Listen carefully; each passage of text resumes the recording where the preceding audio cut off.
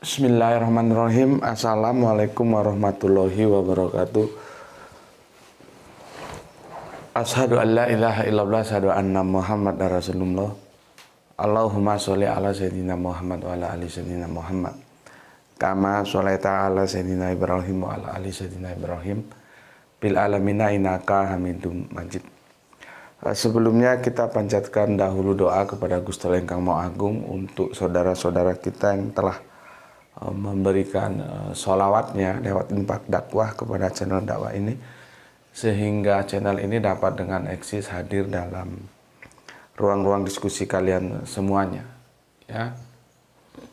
Tentu dengan sebuah harapan, insya Allah sholawat itu akan menjadi catatan langit amal soleh bagi mereka dan keluarganya kelak, dan insya Allah akan terbalaskan dengan balasan yang lebih baik lagi. Selanjutnya untuk seluruh pewer terkasihku dimanapun kalian berada di mancanegara, di dalam negeri, aku ucapkan terima kasih atas apresiasinya. Semoga selalu always dan tidak pernah never tetaplah bertumbuh menjadi pribadi yang anti skip dan anti download.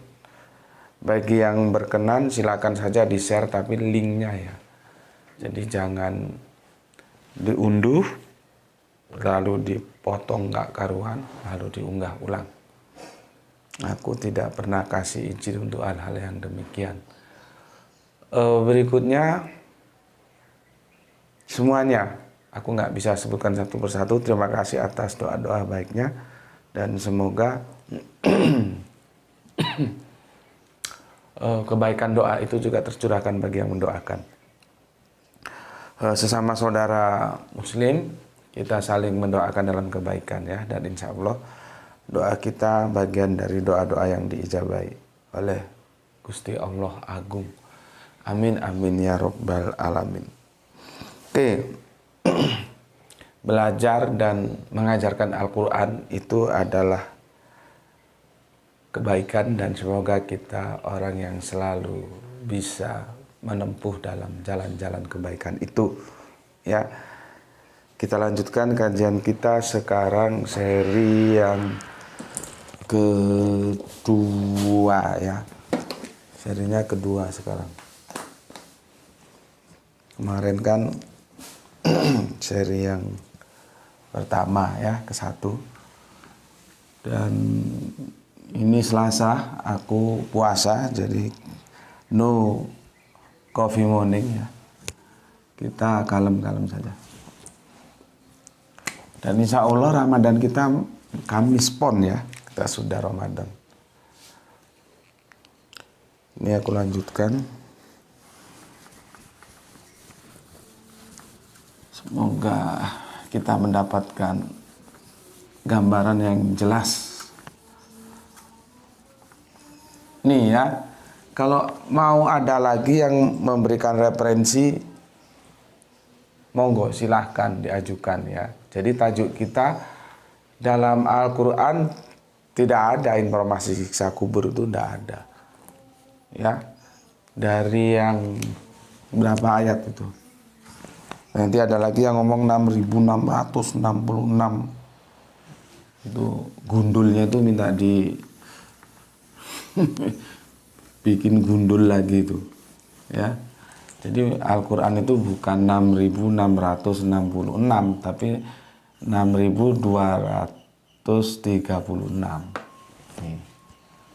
ya. Banyak orang mengatakan 6.666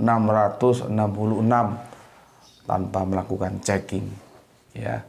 Kalau kita cek yang ada itu, ambil kalkulator, maka dia akan masuk ke dalam hitungan 6236, bukan 6666666 ya. Sehingga ini enggak, ini nah, dari 6.236 itu 7 ayat ini berapa? 1 2 3 4 5 6 7. 7 ayat ini yang diinformasikan katanya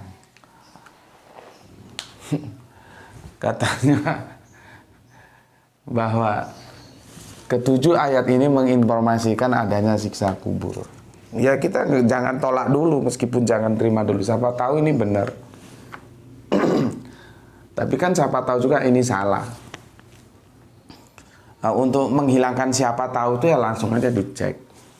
Siapa tahu kan maybe yes, maybe no. Bisa iya, bisa tidak. Jadi masih 50-50. Ya yang aku mau, ya di antara 6.236 ini yang katanya ini kan diajukan ke aku ini. Aku minta mana petunjuk di dalam Al-Quran menginformasikan ada siksa kubur sama si Dr. Andes yang diskusi sama aku. Dia ajukan 7 ini 1, 2, 3, 4, 5, 6, 7. Nah, aku membuka lagi. Kalau kamu punya lagi, masuk no lagi. Mana? Mungkin ada lagi, bukan hanya 7 dari yang 6.236. Ya. Cuman karena yang masuk 7 ini, dan ini pun hasil kopas ini, jadi otaknya itu otak kopas. Kita diskusi sama orang ya setelah kita berpacu dengan waktu ya. Ini mataharinya sudah sinarnya masuk sini. Kalau masuk sini nggak bisa nulis sudah. Ya karena posisi ruangannya seperti ini, nggak bisa lagi matahari dari sana. Ya. Dan ini ba'da maghrib tiba-tiba nanti nggak keras, ba'da Jumat kan, ba'da subuh itu kan gelap, tapi tiba-tiba terang, kita nggak kerasa terkejar matahari. Sementara posisi ruangan kita itu nggak ada pilihan lain kecuali seperti ini, nggak bisa digeser lagi. Jadi kita berpacu, jangan sampai mataharinya itu masuk ke sini. Kalau masuk ke sini ada sinar, matamu nggak ketok. Ya, oke. Dan ini pun yang diajukan ini hasil kopas. Jadi kita diskusi sama orang itu 10 menit pertama kita tahu otaknya itu otak yang berisi memang original pemikiran dia atau itu otak hasil kopas, itu kita bisa lihat. Ya, perhatikan aja diksi-diksi yang dia gunakan, narasinya seperti apa. Kita tahu otak lu itu otak kopas. Yang jadi masalah apa yang dia kopas dari orang dia sebenarnya tidak tahu. Ya, bukan otak yang memang itu hasil pemikiran dia, pencarian tentang apa yang dia cari selama ini dan dia menemukan jawabannya. Itu bisa ketara nanti. Seperti ini otak kopas ini. Ini banyak beredar di googling, kamu mesti argumentasinya ayat ini. Ya. Ayat ini. Makanya kalau mau menambah lagi di samping ayat ini silahkan ditambah. Ada nggak dari 6.236 ini selain 7 ini yang menjelaskan ada sisa kubur? Ini kita bertaruh loh ya, bertaruh ini. Jadi pengetahuan itu dipertaruhkan, ya bener nggak itu? Mana tuh tutupnya ini? Oh, ini. Ya, oke. Untuk kan bilang tadi kan begini. Ketika diajukan ini ayat, ya aku tampung aja. Karena kan ini maybe yes, maybe no. Mungkin iya, mungkin tidak. Mungkin saja ini menjelaskan tentang adanya siksa kubur. Mungkin saja tidak. Nah, untuk menghilangkan kemungkinan maybe-nya itu, ya kita harus langsung masuk ke intisarinya ini. Kita cek, nanti kita cek bareng-bareng. Ya. Oke, sudah ya. Aku hapus yang ini.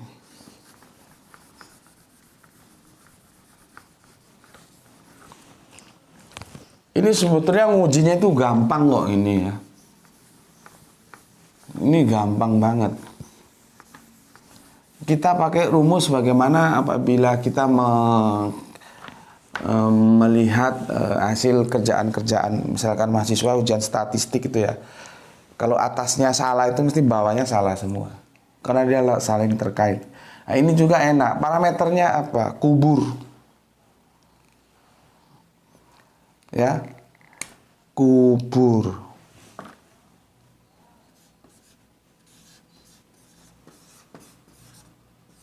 Kubur ini kan tempus, dia kan locus delicti. Kubur ini nggak bisa diabaikan loh ya, karena diskusi kita dalam Al-Quran tidak ada siksa kubur. Kubur ini lokus, dia nggak bisa diabaikan. Nggak bisa, ini menjadi parameter nanti.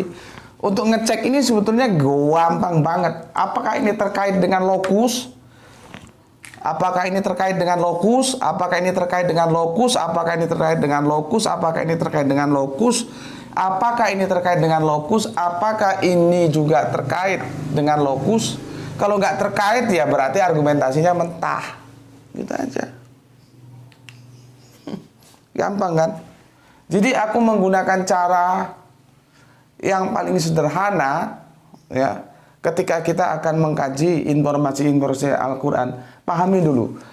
Siksa kubur, dia diikat. Constraint, ini menjadi constraint. Kalau kita nyusun skripsi, disertasi, atau apapun namanya, karya ilmiah itu yang namanya constraint itu ada. Constraint. Ini yang membatasi. Kita dibatasi oleh ini. Nggak sekarepmu dewe. Ini ayat ini menjelaskan siksa kubur. Ayat ini, nggak begitu. Ini namanya berpikir smart ya. Aku punya dosen itu hebat. Kami dulu diajari tentang menghitung inventory control ya. Ada rumus bakunya. Tiba-tiba ada dosen lagi yang dulu dosenku itu master itu dulu zamanku sudah hebat. S2 kan. Itu sudah hebat zamanku. Sekarang kan anak baru kemarin sore sudah S2. Tapi otaknya isinya singkong apa pasir juga nggak tahu. Tapi secara gelar ya sudah S2 gitu. Ya. Dosen yang baru S2 ini baru maksudku pada waktu itu dia baru tamat atau gimana gitu ya. Baru menyelesaikan S2. Dia bisa menghitung dengan rumus yang lain dan hasilnya sama. Ini baru istimewa. Orang-orang eksak itu begitu. Kami itu, jadi kan ada dua dosen. Dengan dosen yang satu kami dikasih rumus yang baku yang setiap orang kalau menggunakan kalau menghitung inventory control dia menggunakan rumus itu. Tapi ada kami dikasih lagi rumusnya jarang nggak pernah orang pakai. Lebih simpel dan hasilnya sama. Nah, itu baru smart. Nah, aku sekarang memberikan, jarang kan orang menafsirkan dengan memperhatikan constraint ini. Coba, penafsir-penafsir itu meskipun yang unggul, kalau aku kasih tahu, ini ada lokus loh ya, ini ada constraint loh ya, dia nggak tahu. Nggak ngerti karena nggak ada metodologi ini nggak digunakan. Maka aku mengajarkan kepada kalian sebuah metodologi. Kita lihat bahwa dalam permasalahan ini kita dibatasi oleh constraint-nya kubur. Kubur itu sebagai lokus deliktinya. Nggak bisa keluar dari kubur ini, nggak bisa. Nah, sekarang peristiwa-peristiwa dari 7 ayat yang disampaikan, yang katanya dia ini menjelaskan tentang sisa kubur, itu terjadi peristiwanya di mana? Lokus deliktinya itu di mana? Nanti kalau kita mau tambah tempusnya, waktunya kapan, di mana? Tempus deliktinya kapan? Jadi ada lokus, ada tempus, nanti ada lagi korpusnya. Tapi korpus nggak usah kita bicarakan. Ini aja, kapan dan di mana. Ini peristiwanya kapan dan di mana, kapan dan di mana, kapan dan di mana. Jadi nggak seenak cangkeme dewe ngomong ayat ini, tapi suruh jelaskan goblok. Aku cuma jelaskan, aku bilang tuh gini, coba tolong aku diajari, deskripsikan ayat ini bahwa ini menjelaskan siksa kubur, adanya siksa kubur dalam Al-Quran. Diem baik. Diem. Gitu kok ngajukan ini kan berarti otaknya otak kosong, otak copy paste. Terus aku kasih keringanan, sudahlah nggak usah 7, 1 ayat aja pilih. Yang itu menjelaskan bahwa Al-Quran itu menginformasikan siksa kubur mana. Nggak bersuara juga. Gitu. Gitu. Cangkemnya sembarangan nuduh orang yang ingkar sunnah lah, yang apalah. Kan nggak begitu diskusi itu. Kalau ada orang beda-beda saja, jangan langsung main cap. Memangnya dia yang paling nyunah. Ya. Oke. Sekarang aku baca dulu komen yang masuk dari kalian, ya.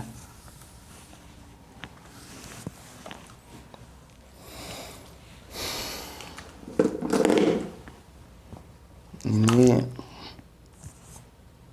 nggak ada kopi ini, ya. Bentar.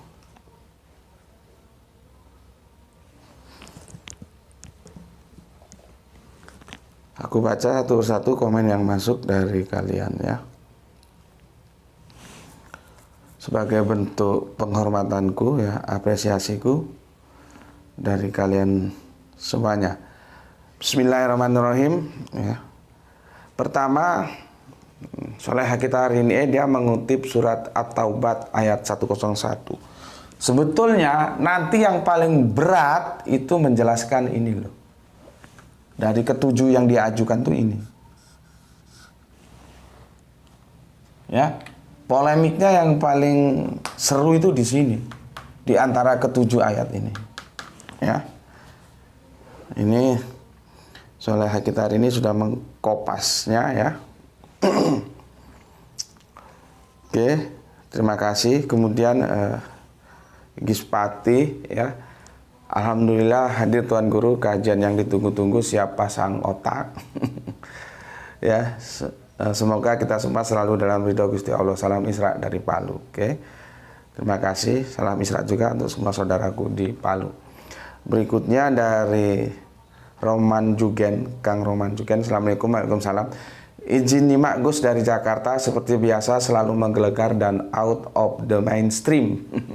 Untuk kajiannya, lanjutkan Gus. Oke, terima kasih untuk saudaraku yang ada di Jakarta. Salam Isra untukmu. Kemudian Kang Abdul Muluk, Assalamualaikum Gus. Waalaikumsalam. Salam Isra dari Deli Serdang. Izin nyimak Gus, monggo silakan.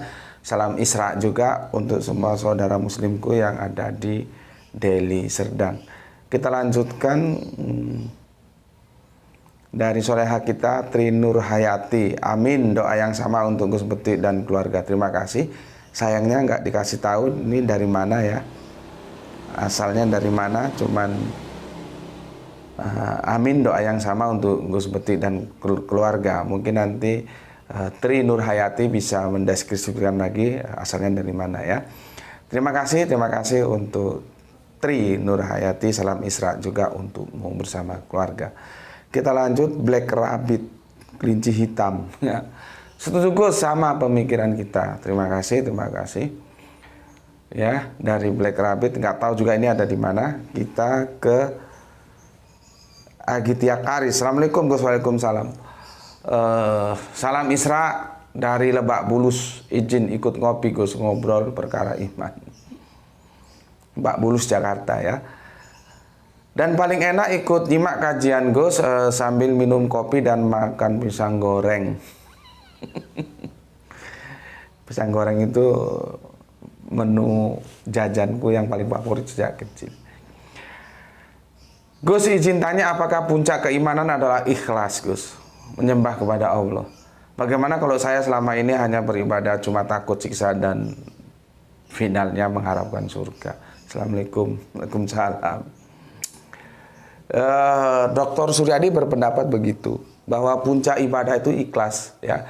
Jadi kalau tanpa ikhlas semua ibadah itu menjadi runtuh, ya. Bahkan Dr. Suryadi mengatakan, dan aku agree, setuju, seandainya lah ibadah kita itu ada yang salah, itu insya Allah akan memakluminya. Tapi ikhlasnya itu sesuatu yang tidak ada kompromi, dia harus dilandasi dengan ikhlas.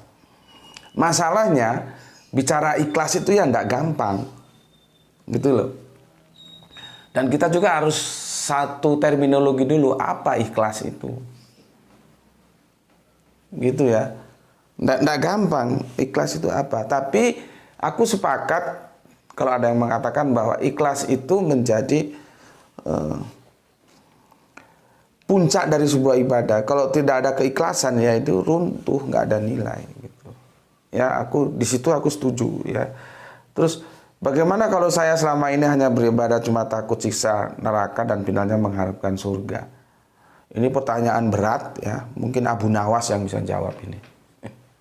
Itu kan lagunya Abu Nawas yang dia katanya di surga tidak pantas, tapi di neraka juga tidak kuat.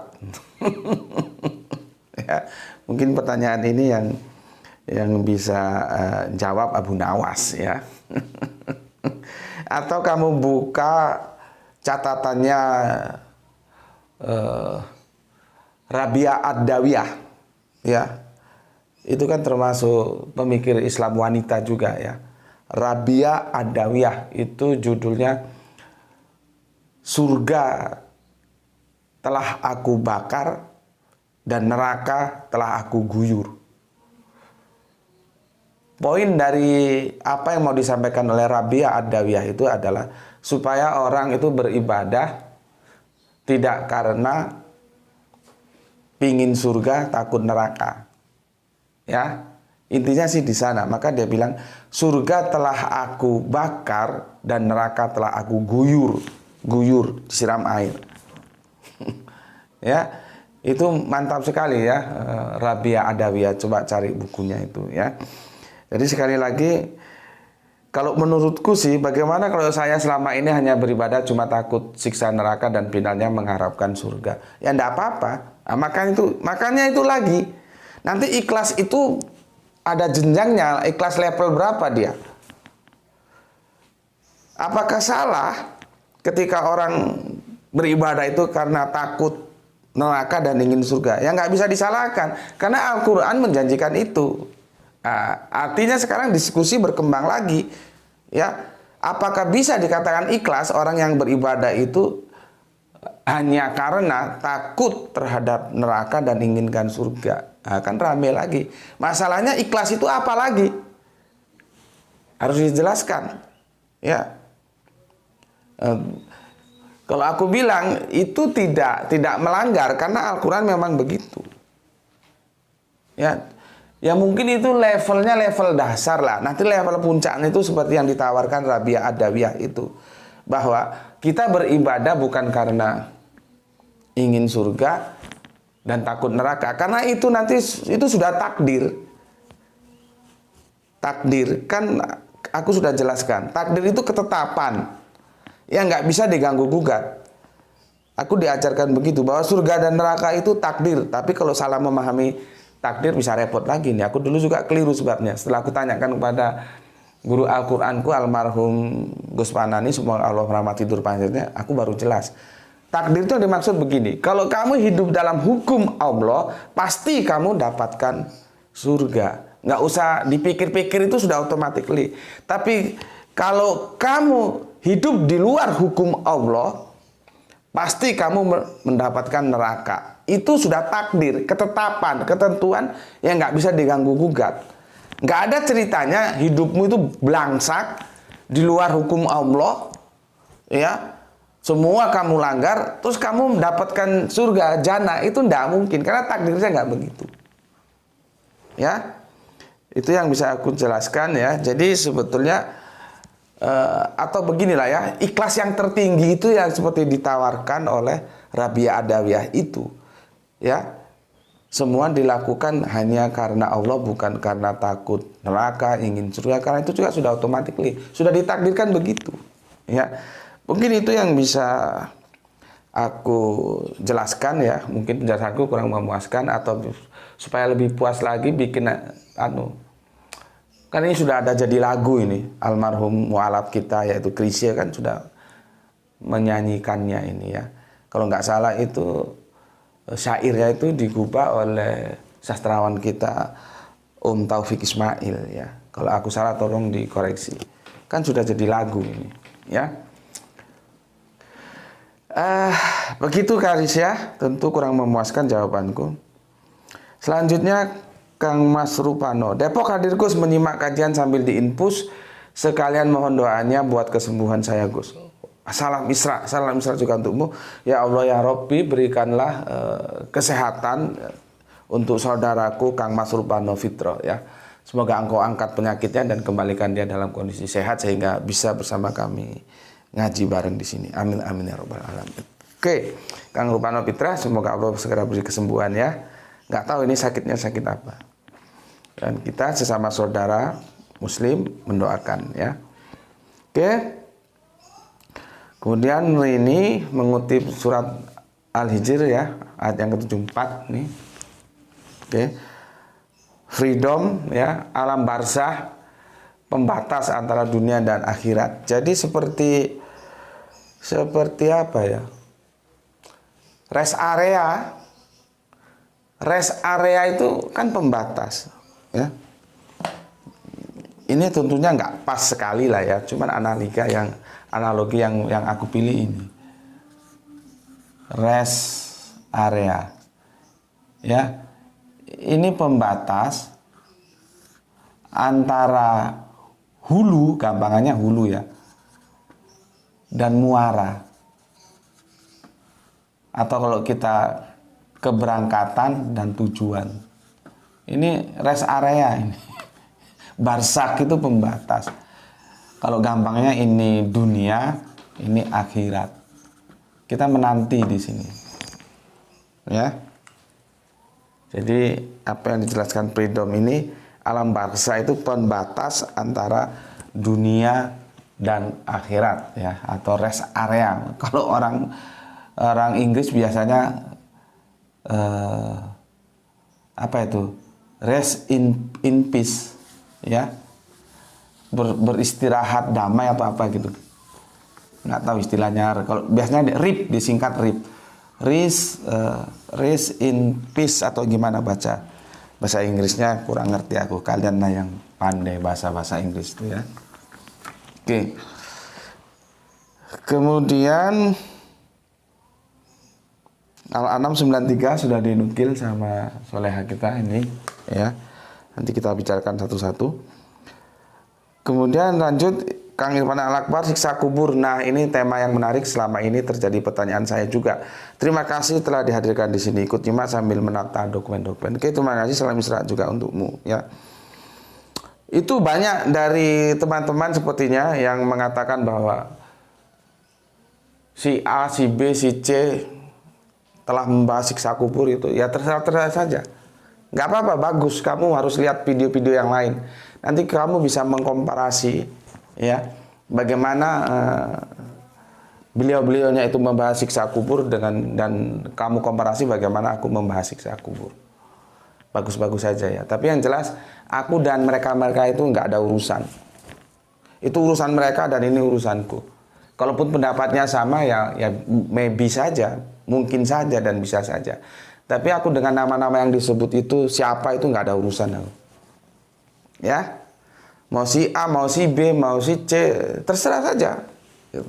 Silahkan, dan aku kan tidak pernah larang. Dan kamu harus aku dorong terus supaya banyak mengkaji di tempat-tempat lain. Nanti kamu komparasi, gitu ya.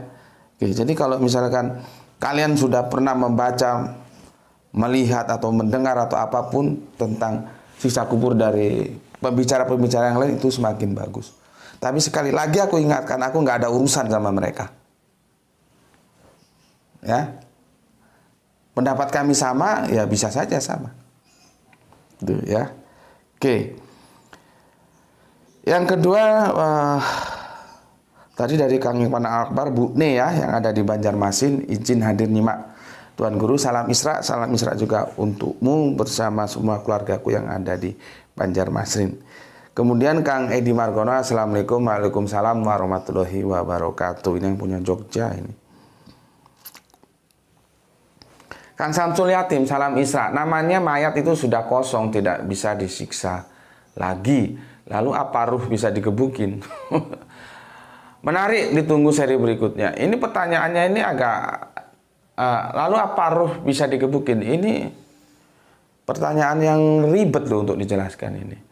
Karena dia akan bertanya lagi, nggak bisa langsung dijawab. Lalu apakah ruh bisa digebukin?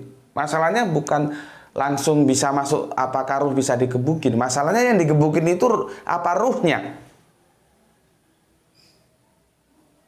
Al-Quran sudah mengatakan kepada kita, merupakan kompilasi dari kumpulan firman-firman Allah. Kita hanya sedikit sekali dikasih ilmu pengetahuan tentang ruh. Ya, Al-Quran mengatakan begitu. Nah, sekarang ini Kalau begini kan berarti Samsul Yatim sudah ada mindset yang digebukin itu ruh. Padahal apa bener? Sekarang ada yang benar itu korban jiwa atau korban ruh? Ada jasad, ada ruh, ada nafas. Ini jiwa ini. Hai nafsul mutmainnah hirji'i, wahai jiwa yang tenang, kembalilah. Nah, ternyata yang dipanggil nafas, bukan ruh. Kalau jasad ini ya ini, fisik ini, ya. Sekarang masalahnya ini nggak begitu gampang dijelaskan. Ini metafisik, ini fisik gampang saja ini. Terdiri dari apa ini? Daging, kulit dan semuanya, ada protein, ada apa. Nanti membusuk sama tanah ya sudah jadi tanah, makan cacing. Sementara diskusi tentang ruh dan nafas itu nggak semudah kita minum kopi. Makanya aku kan kemarin kan mengkritik waktu diskusi dengan siapa itu ya, dengan apa, lupa aku tajuknya, waktu diundang oleh Ayah Sophia itu kan. Sebetulnya yang ada itu rumah sakit jiwa atau rumah sakit otak? Apa jiwa ini bisa sakit? Jadi ini bukan sesuatu yang nanti ada lagi kolbu. Kolbu ini ulama juga nggak sepakat apakah dia otak atau dia hati, nggak sepakat. Jadi memang ini perlu duduk bareng dulu kita membicarakannya bersama-sama. Sebetulnya bagaimana dulu permasalahannya ini. Kalau aku kan sudah mengkritik, nggak ada rumah sakit jiwa, nggak ada dokter jiwa itu. Jiwa itu nggak pernah sakit, yang sakit itu otaknya. Ya, kita itu mau Islam mau kafir itu bukan karena ruh, bukan karena jiwa, tapi karena otak. Kalau kamu gila, kamu mati dalam kafir, kamu nggak dituntut. Tapi kalau otakmu waras, kamu dituntut. Maka aku ditanya misalkan, bisa nggak orang di luar Islam itu nanti akhirnya tidak dituntut, tidak masuk neraka, tidak dimintai, kenapa kamu dulu tidak Islam? Aku bilang bisa. Dia bisa masuk surga, bisa saja. Tapi syaratnya harus dipenuhi apa? Dia gila dulu. Kalau dia gila, maka dia tidak dituntut, kenapa kamu dulu tidak Islam? Padahal nabinya sudah dikirim. Dan gila itu masalahnya ada di otak, bukan di jiwa. Makanya aku tidak setuju. Kamu kira aku ini kaleng-kaleng apa? Datangkan dokter jiwa ke sini ngobrol sama aku, tak habisi sama aku. Apa yang dia bisa jelaskan tentang jiwa?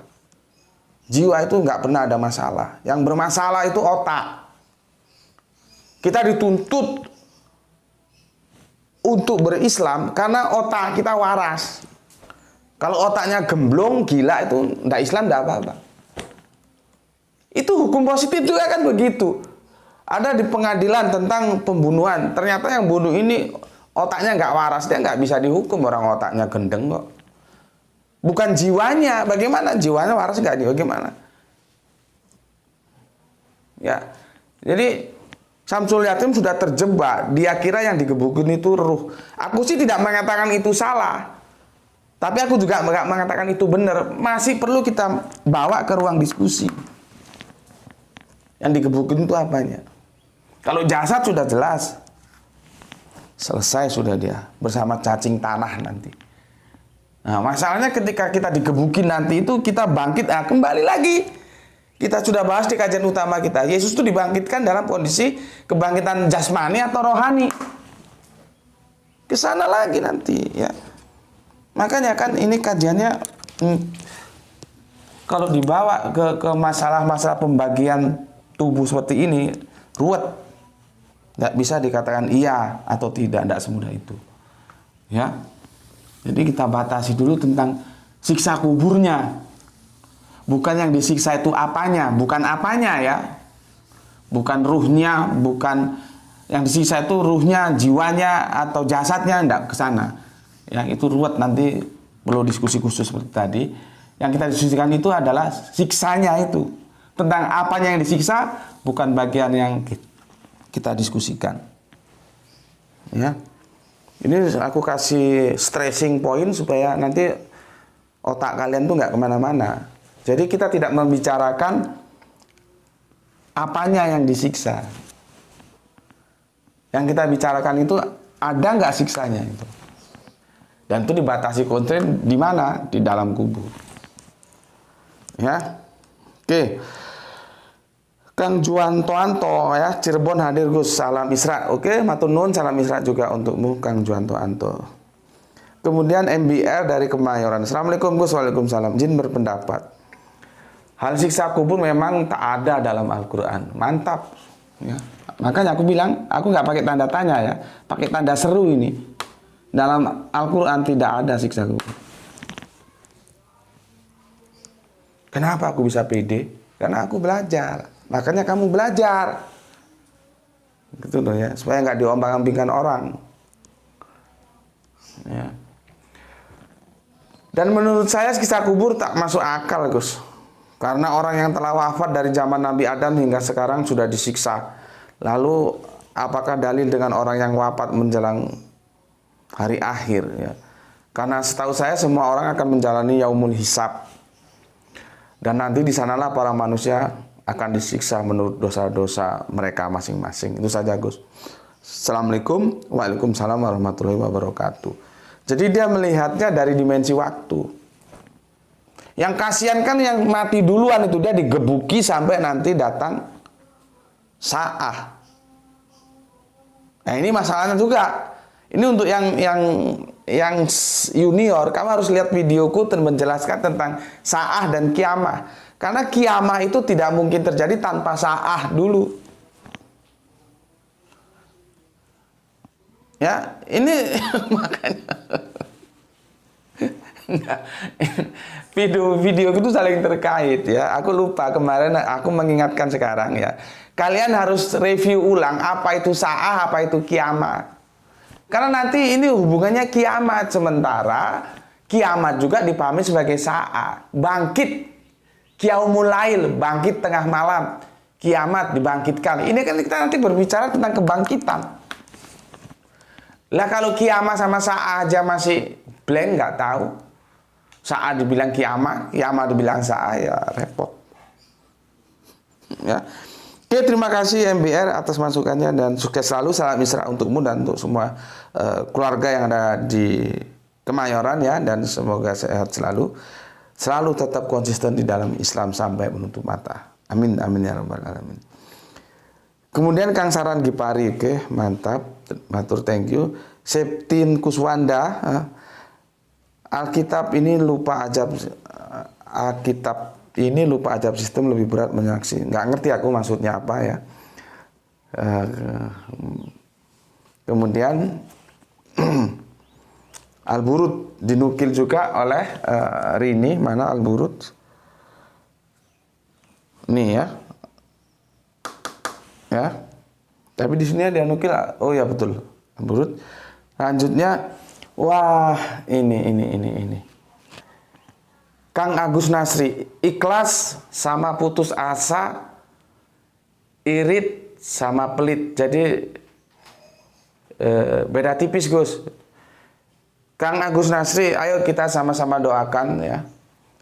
Semoga nggak tahu putra atau putri beliau segera diberikan kesembuhan, tidak lagi ketergantungan dengan psikiater, dengan dokter, dengan apalah ya. Intinya aku juga kurang jelas sakitnya apa, itu yang jelas high cost ya. High cost, sangat high cost ya. Dan kita doakan semoga Allah segera memberikan kesembuhan. Nggak tahu putranya atau putri beliau. Kang Mas Agus Nasri ini senior kita dan dia asli Jogja, cuman buka pengacaranya di Semarang ya. Nggih Kang Agus Nasri nggih, semoga putranya atau putrinya, aku enggak tahu, kamu belum jelaskan aku ya. Yang sedang sakit segera diberikan kesembuhan dan Allah memberikan kesembuhan sesegera mungkin. Amin amin ya rabbal alamin. Ya. Oke. Jadi dua saudara kita yang sakit ya, yang tadi yang di Jakarta ya, Kang siapa tadi, dan berikutnya putri atau putranya Kang Mas Agus Nasri. Semoga Allah berikan kesembuhan. Oke. Selanjutnya dari Semarang kita, oke, matur thank you Kang Agus Nasri, salam Isra untukmu ya.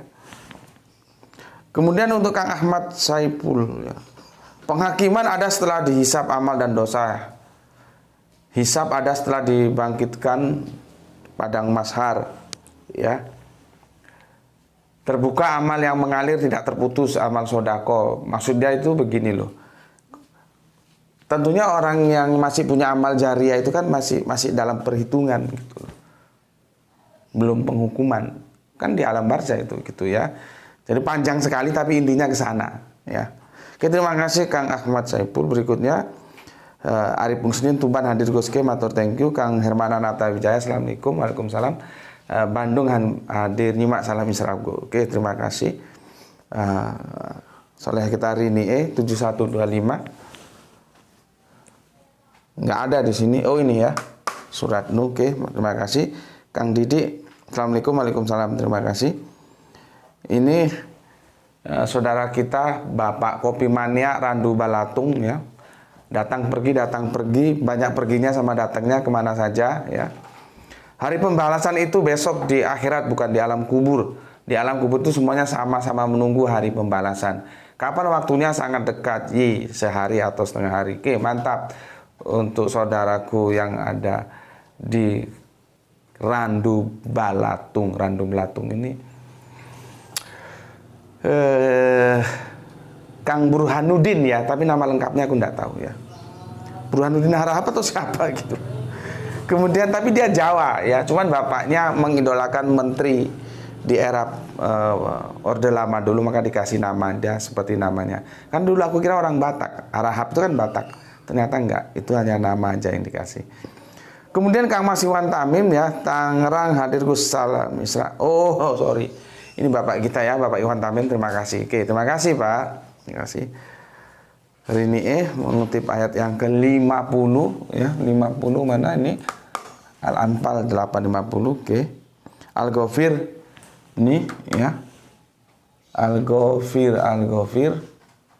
nih ya. Oke, sudah semua ya. Sekarang Kang Mas Wahyu, assalamualaikum Gus. Siksa kubur bagi ayah nggak ada Gus. Karena orang yang sudah mati itu ditidurkan dalam jangka waktu yang lama sampai kelak dibangkitkan. Oke.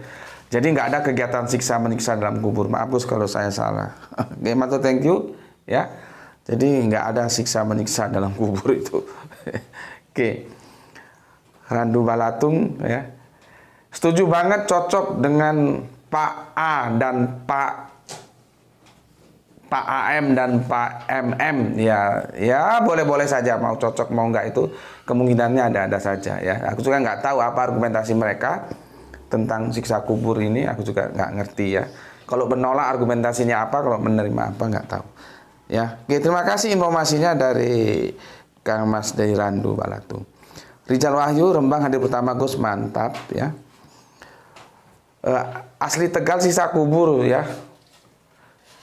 Jiwa-jiwa yang tersiksa. Manusia mati terpisah 3 bagian, jasad, jiwa, dan ruh. Jasad kembali ke tanah, ruh kembali milik Allah, jiwa tertahan antara langit dan bumi sampai kiamat. Tidak segampang itu ya. Aku sudah singgung tadi untuk membicarakan jiwa dan ruh. Ya. Karena ada lagi nanti korban jiwa, korban ruh kan. Sebetulnya yang mana itu? Kalau ada kecelakaan itu berapa korban jiwanya? Sebetulnya korban jiwa atau korban ruh? Ini sudah penyakit, ini bikin aku gemes saja. Ini sudah nggak bisa diatasi karena matahari dari sana. Makanya nanti kalau kita punya ruang shooting itu enak, nggak terganggu. Ini aku terganggu. Yang jelas kamu nggak bisa lihat ini. Iya tuh, nggak bisa lihat sudah. Ya.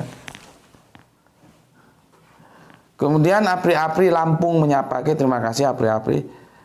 Lampung, nggak tahu Lampungnya yang Hagadipa atau Hagadikedol ini ya. Mbah Jenggot, andai hari kebangkitan 1000 tahun lagi, maka yang mati hari ini dengan yang mati 1000 tahun yang telah lalu, durasi penyiksaannya jadi lebih panjang yang meninggal lebih dulu. Lalu adilnya Tuhan di mana? Iya, jadi nggak sama dia kan. Nggak bisa tuh. Ya sudahlah, kalau nggak bisa yang terjadilah, sudah biarin aja. Biarin aja wis. Yang terjadi nggak usah terlalu dipikirkan begitu. Mau ada sinar mau udah enggak. Oke ya. Kemudian Rap Sahbana salam Isra Banjarmasin. Kalau ada siksa kubur, orang yang kecelakaan pesawat meledak mati dan sebagainya ya, juga yang dikubur, yang di laut juga itu gimana ya? Oke, terima kasih ya. Nila Fatia, kok solawatnya bagi channel ini nggak jelas ya? Oh ya, silakan tanya ya, itu sudah dijelaskan sama Soleha kita hari ini sudah dijelaskan ya. Silahkan. Memang kalau nggak pernah ngaji ke sini, tiba-tiba ngaji ya dia agak kaget, tapi nanti setelah paham dijelaskan dia ngerti. Seperti Nila Fatia ini ya, dia solawatnya itu masih solawat yang mainstream, sedangkan kita sudah anti mainstream. Oke, terima kasih untuk Rini telah menjelaskannya ya. Jadi kalian juga harus gitu, ada yang tanya jelaskan. Masalah dia mau atau tidak mau setelah dijelaskan itu bukan urusanmu, tapi menjelaskan itu kamu harusnya ambil bagian untuk menjelaskan. Seperti ini kan Nila Fatia nggak tahu dia solawatnya itu yang dia pahami seperti solawat mainstream, bukan seperti yang kita pahami ya. Oke, sudah ya di sini. Sekarang kita coba satu persatu mendiskusikan ini ayat. Ya, ini jelas nggak nampak ya tuh, kena matahari. Sekarang kamu buka Al-Quranmu, buka Al-Quranmu ya. Kita mulai sebentar di sini dia. Kita mulai dari bentar ya. Kita mulai dari surat Nuh ya. Nggak enak aku pakai yang ini. Ya lemot, pakai yang ini aja. Oke. Oh, sorry. Ngapain juga aku harus ke sini ya. Nih. Surat Nuh ya. Ini aku hapus dulu supaya enak untuk menggampangkannya.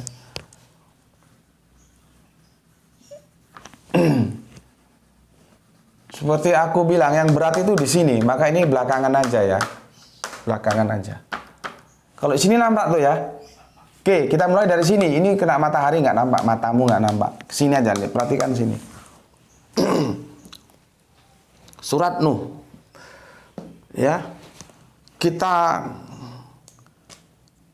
cross check dengan yang aku bilang tadi, lokus ya. Lokusnya apa? Kubur.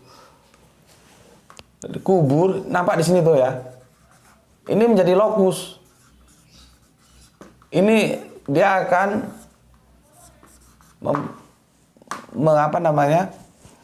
mengkontrol ini. Ini menjelaskan tempatnya dikubur atau enggak. Gitu ya. Kalau iya ya kita terima, kalau enggak ya coret. Gitu ya.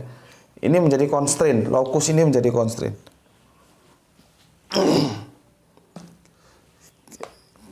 Oke, ya, sudah. Kalau sudah kita mulai ya.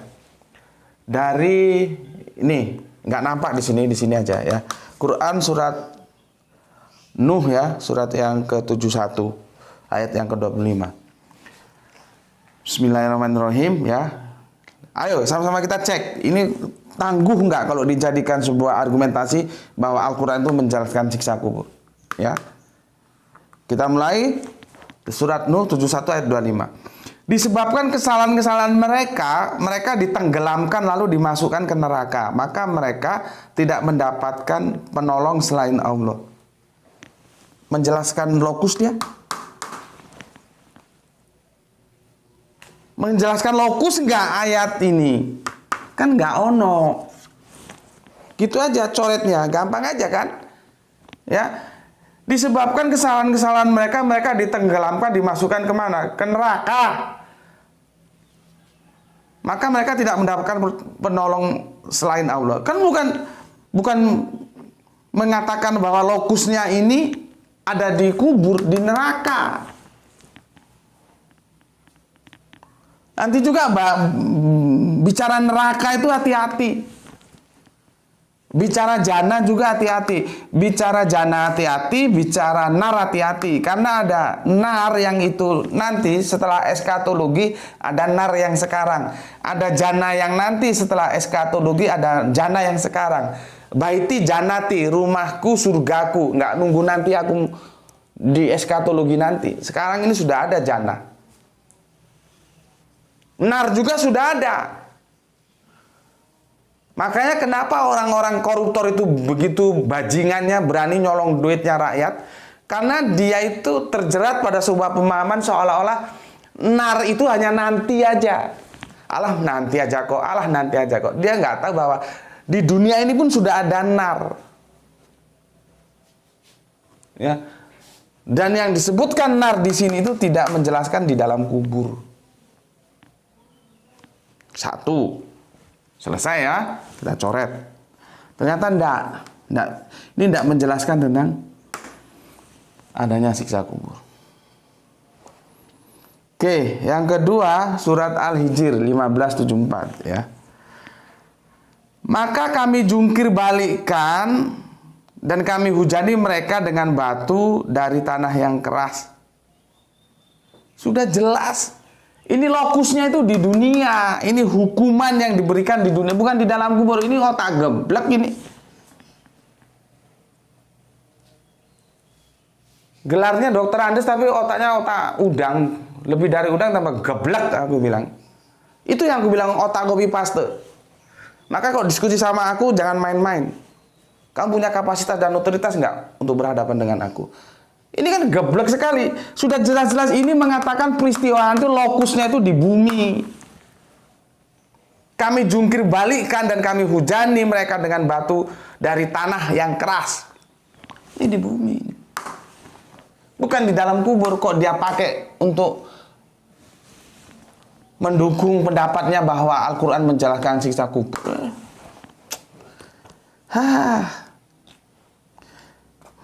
Kadang-kadang berpikir itu ngajinya gimana ya, nggak ada ya, tidak terkait dengan lokus kubur lo ya. Kita coret tuh, coba kamu buka Al-Hijr 1574. Itu tentang apa ya? Ini kan apa, tentang Lut itu ini. Coba kamu buka 1574 ya. Ini tempatnya bukan di, ini sudah nggak nampak di sini aja ya. Bukan di dalam kuburan. Udah ketemu? Ini dia ya. 74. Sungguhnya apa yang demikian itu benar-benar terdapat tanda-tanda bagi orang yang, dan sesungguhnya negeri itu benar. Nah, lihat ini. Dan surat yang 76. Dan sungguh dalam kurung ya, itu benar-benar terletak di jalan yang masih tetap. Jadi kita bisa menangkap bahwa peristiwa ini di dunia ini, bukan di dalam kubur. Kita lihat surat yang 76, ayat yang 76 itu ya. Dari 74 terus ke 76 itu ya. Dan sungguh itu maksudnya negeri itu benar-benar terletak di jalan yang masih tetap dilalui manusia maksudnya. Ya. Terus gimana? Kok itu bisa dikatakan itu di neraka, di dalam kubur itu loh. Ya. Kan enggak bisa. Coba buka Al-Qur'annya tuh, kamu lihat perikopnya, kamu harus pinter. Al-Qur'annya buka. Kamu tahu perikop enggak? Perikop itu judul tajuk yang di atas. Ini enggak salah tentang Nabi Lut ini, aku lupa ini. Aku mau pastikan. Surat 15. Sekarang surat Ghafir ya, 40-46. Kepada mereka diperlihatkan neraka pada pagi dan petang, dan pada hari terjadinya kebangkitan atau kiamat. Ya. Lalu kepada malaikat dalam kurung diperintahkan, masukkanlah Fir'aun dan kaumnya ke dalam azab yang sangat keras. Tentang Nabi apa? Nah, tepat kan? Ini tentang Nabi Lut. Berarti ini di mana? Di bumi, di atas bumi, bukan di bawah bumi. Kok dia gunakan untuk argumentasi bahwa Al-Quran itu menjalankan siksa kubur, itu nggak gobloknya minta ampun gitu. Makanya aku sebetulnya tidak semua orang aku layani untuk diskusi dengan aku malas diskusi dengan otak-otak kosong seperti ini. Kan kebangetan ya. Ini katanya menjelaskan tentang kisah orang, ini jelas-jelas di bumi hukuman terhadap kaum Nabi Lut kok. Ini di atas bumi, bukan di bawah bumi, goblok. Aku diskusi dengan orang-orang begini nih, hilang waktu aku. Nggak dapat ilmu. Aku maunya yang setara atau lebih pintar dari aku. Jadi aku bisa belajar dengan dia. Aku dapat ilmu sama begini. Makanya aku jelaskan ini sebetulnya kepentingannya bukan untuk dia, tapi untuk kalian semua. Supaya kalau kalian menemukan argumentasi seperti ini bisa menjelaskan, oh itu tidak mendukung adanya sebuah pendapat siksa kubur itu ada, gitu ya. Oke. Sekarang ini ya, kepada mereka diperlihatkan neraka pada pagi dan petang dan pada hari terjadinya kiamat. Ya. Ya. Terus masukkanlah Fir'aun dan kaumnya ke dalam azab yang sangat keras. Kuburnya mana? Ada menjelaskan kubur di sini? Ada nggak? Dan neraka itu di mana? Aku sudah bilang tadi, ada neraka dunia dan neraka akhirat. Neraka ini di dunia masihan. Ketika dakwah yang disampaikan oleh Kanjeng Nabi Musa dan Kanjeng Nabi Harun dia tolak, maka saat itulah Allah menghukumnya dengan bagaimana kekuasaan Fir'aun itu mulai terdegradasi. Itu sebagai azab. Itu neraka itu. Jadi bukan neraka yang nanti setelah kiamat, bukan. Ya. Baru nanti masukkanlah Fir'aun dan ke dalam azab yang sangat keras. Nah, itu bisa jadi setelah kiamat nanti, setelah kebangkitan. Ya.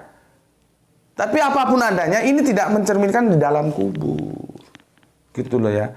Apalagi begini, ya kadang-kadang kita baca, siapa itu yang dari Lampung itu mengatakan bahwa dari Bandar Jaya itu benar tuh kata-kata dia, siapa namanya, Lisyu atau siapa.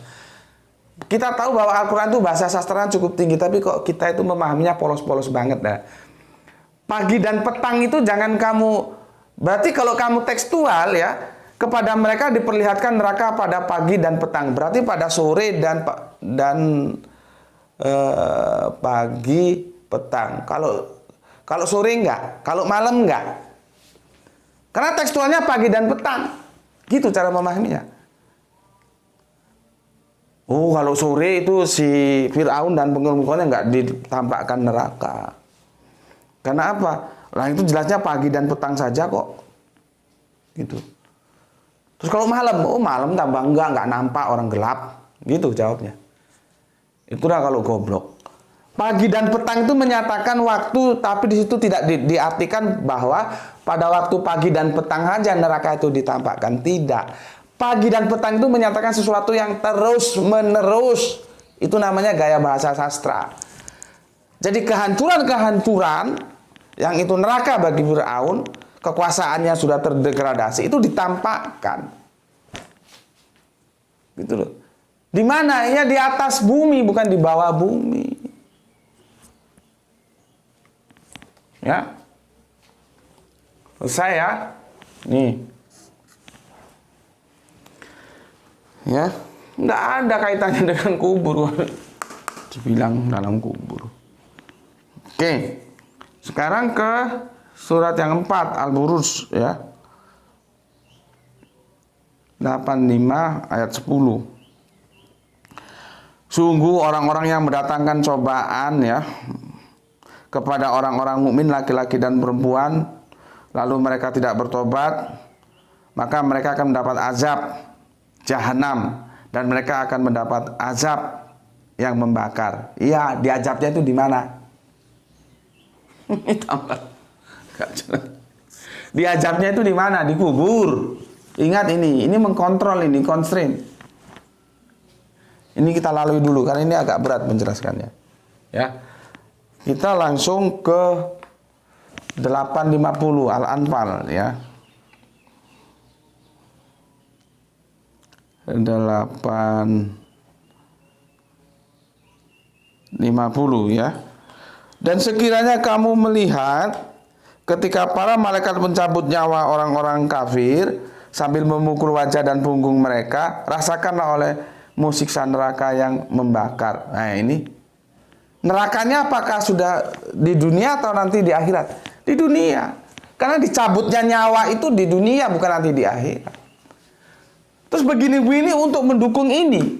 Aduh, nggak tahu lah ini orang ini otaknya isinya apa ya.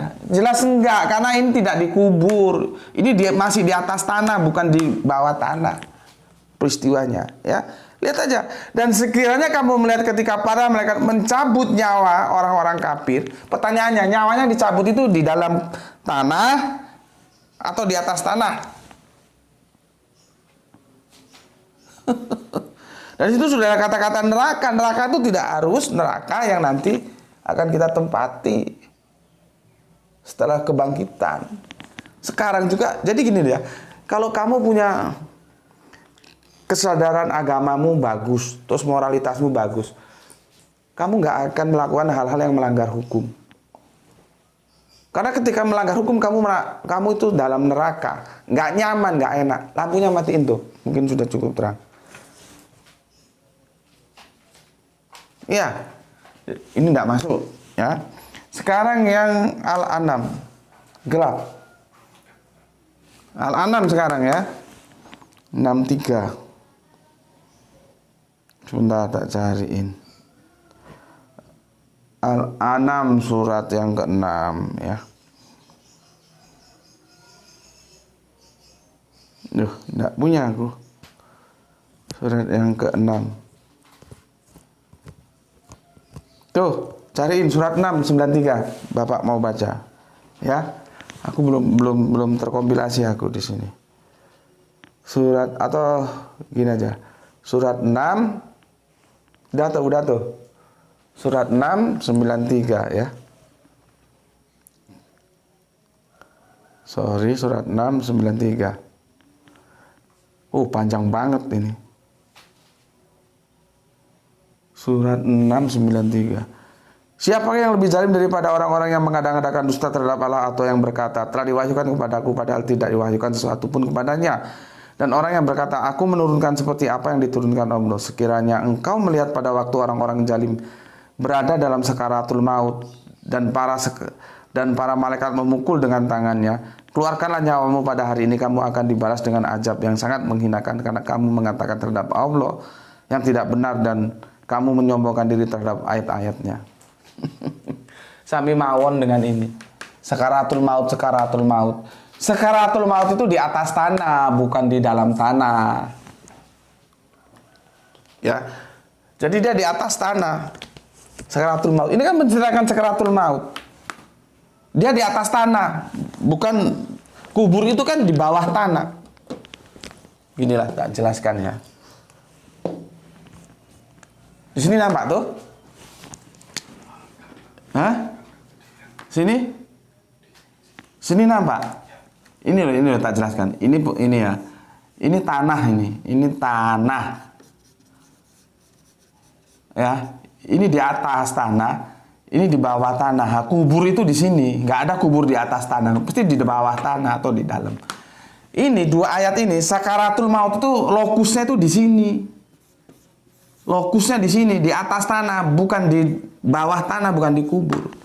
Kan kebangetan kalau ayat begini dia gunakan untuk mengambil kesimpulan bahwa siksa kubur itu dijelaskan oleh Al-Quran. Sudah jelas salah. Ya, oke. Tidak benar semuanya ya, bahwa argumentasi yang dia sampaikan dari sekian ayat ini tidak benar kalau ayat ini menginformasikan kepada kita bahwa Al-Quran itu menjelaskan atau menginformasikan adanya siksa kubur. Jadi lose konteks dia, ya. Ini aku hapus. Tinggal satu. Ini agak ribet menjelaskan yang ini. Ini aku hapus. Ini sudah 1 jam lebih ya, tapi sekalian kita selesaikan supaya ini bisa kita selesaikan di seri yang ketiga besok ya. Oke.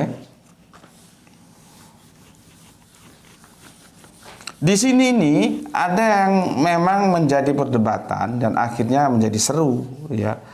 Karena ada diksi di surat At-Taubah, sini nggak nampak tuh ya? Sini nampak. Di sini ya, aku tulis di sini ya. Kalau sini? Sini? Ini ya.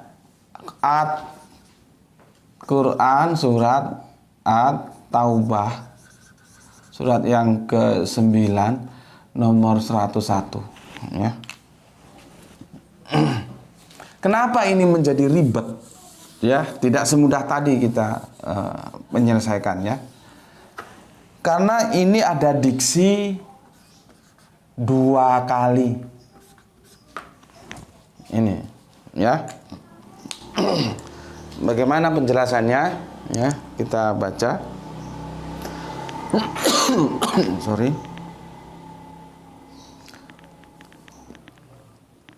Surat At-Taubah ya. At-Taubah 101. Begini. Dan di antara orang-orang Arab Badui yang tinggal di sekitarmu ada orang-orang munafik. Dan di antara penduduk Madinah ya, ada juga orang yang munafik ya. Mereka keterlaluan dalam kemunafikannya. Engkau, kanjeng Nabi maksudnya, tidak mengetahui mereka. Maksudnya siapa-siapa yang munafik itu tidak, kanjeng Nabi tidak tahu ya. Ya. Tapi kami, Allah itu mengetahuinya ya. Nanti mereka akan kami siksa 2 kali, kemudian mereka akan dikembalikan kepada azab yang besar. Azab yang besar itu setelah kiamah, setelah kebangkitan ya. Makanya harus tahu apa itu kiamah, apa itu saah. Lihat lagi videonya ya. Oke. Siksa 2 kali. Ini loh yang jadi masalah. Disiksa 2 kali ini ya. Nanti 2 kali ini artinya apa? Ada yang memahami ini disiksanya nanti salah satunya itu dikubur, di dalam kubur. Jadi kembali ke penafsiran. Nanti salah satunya setelah pembalasan yang besar itu ya. Tapi kita tidak bicarakan itu. Salah satunya menurut dia yang siksa 2 kali itu di dalam kubur. Tapi ini penafsiran ya, silakan saja. Sekarang kita coba lihat penafsirannya. Ya. Oke. Banyak ini ya para penafsir-penafsirnya ini. Kita coba lihat di sini ya. Nih. Ini dari Tafsir Al-Muyassar Kementerian Agama Saudi. Ini tuh. Ya. Nanti juga aku bacakan yang sebentar supaya nggak bolak-balik aku. Ini juga. Ini dari barat tengah semua ini. Ya. 3 aja ya, 3 aja. Nih. Ya, banyak lagi tafsir-tafsirnya, tapi yang aku sampaikan 3 aja. Bismillahirrahmanirrahim. Dan di antara kaum yang hidup di sekitar Madinah ada orang-orang Arab Badui yang munafik, dan di antara penduduk Madinah ada orang munafik yang hidup di atas kemunafikan, dan mereka bertambah menjadi-jadi dalam kedurhakaan lantaran seluk-beluk mereka tersembunyi bagimunya itu kanjeng Nabi ya. Kami mengetahui mereka, maka kami akan menyiksa mereka 2 kali. Ya, jadi masalahnya 2 kali. Lokusnya di mana? Ya, gitu kita ngeceknya ya. 2 kali. Kalau tafsirannya beliau ini, ya, kami akan menyiksa mereka 2 kali dengan dibunuh, ditawan, dan dibongkar kedok mereka di dunia, dan dengan siksaan kubur setelah kematian. Nah, jadi jelas dia. Baru nanti kemudian mereka akan dikembalikan kepada hari kebangkitan menuju siksaan yang nanti yang abadan itu. Ya. Jadi jelas di sini Tafsir Al-Muyassar Kementerian Agama Saudi Arabia ada siksa kubur. Karena dia dua itu membreakdownnya menjadi ya begini. Mereka dua kali dengan dibunuh, ditawan, dibongkar kodok mereka, itu siksaan yang di dunia. Ya. Siksaan yang di dunia, ya. Di dunia. Jadi membaginya begini dia. Dunia dan kubur, ya. Sebetulnya kebalik ini ya. Supaya enak gini.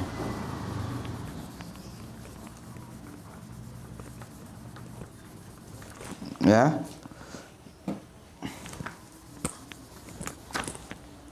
Di dunia dan di dalam kubur.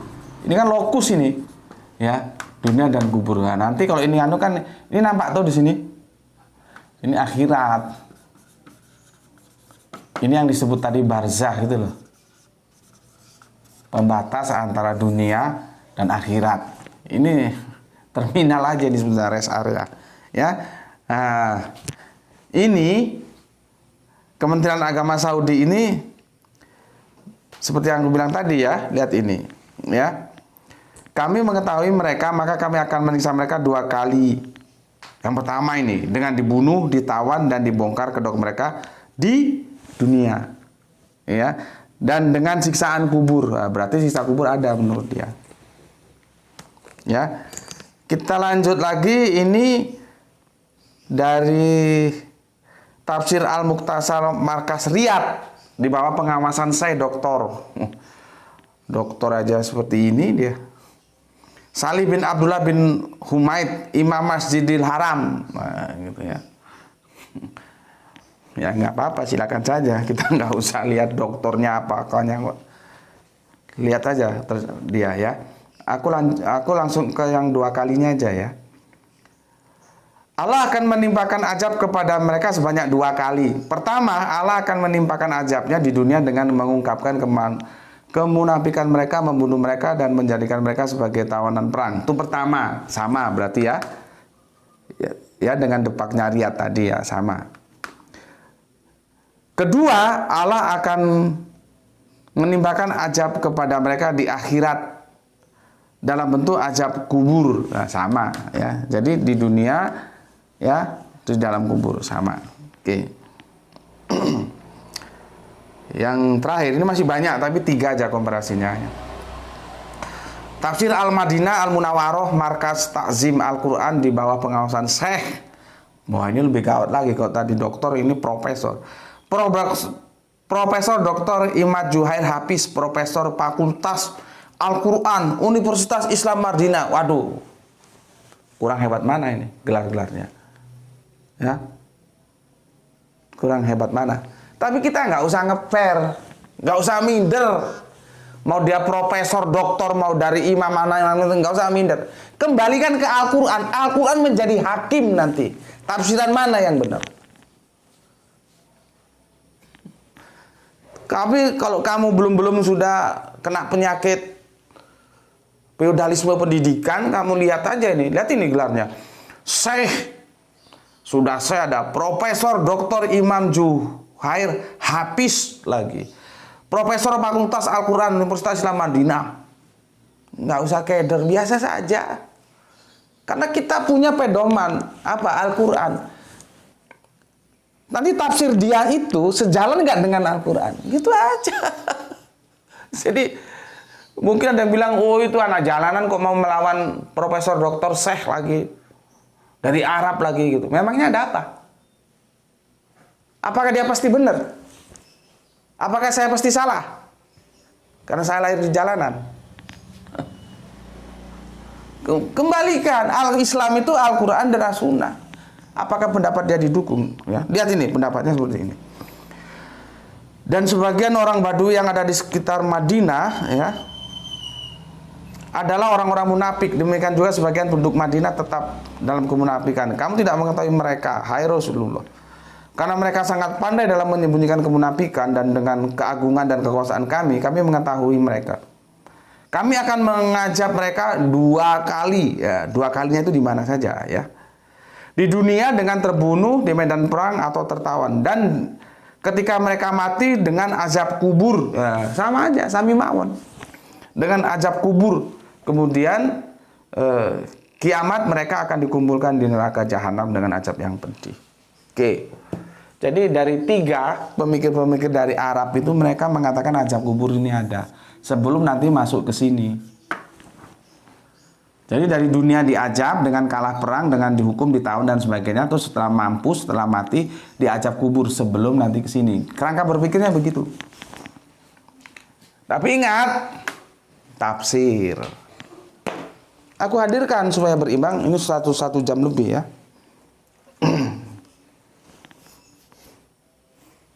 Gimana ini, dilanjutkan nggak? Sudah 1 jam lebih ini ya.